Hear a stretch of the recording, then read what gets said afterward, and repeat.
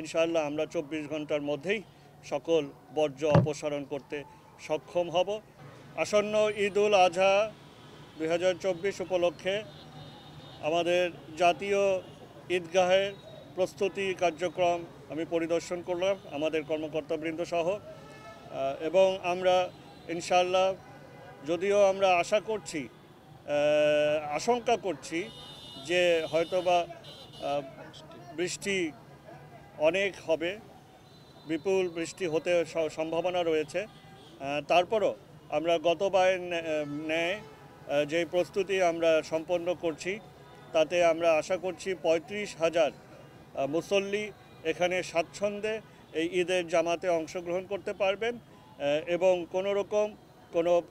জলাবদ্ধতা বা পানির বিড়ম্বনায় পড়তে ইনশাআল্লাহ তাদের হবে না।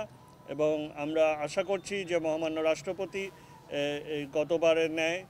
এবারও ঈদের জামাতে তিনি স্বয়ং অংশগ্রহণ করবেন এবং ঢাকাবাসীকে আমি অগ্রিম ঈদের শুভেচ্ছা জানাচ্ছি, ঈদ মোবারক, এবং এই ঈদের জামাতে অংশগ্রহণ করার জন্য অনুরোধ করছি। এবং এই কোরবানি ঈদে আমাদের একটি বড় কার্যক্রম থাকে, পশুর যে কোরবানি বর্জ্য সেটা অপসারণের কার্যক্রম। আমরা ঈদের দিন দুপুর 2টা থেকে ইনশাআল্লাহ সেই কার্যক্রম শুরু করব এবং আমরা এটাও আশাবাদী যে গতবারের ন্যায় সফলতার সাথে ইনশাআল্লাহ আমরা 24 ঘন্টার মধ্যেই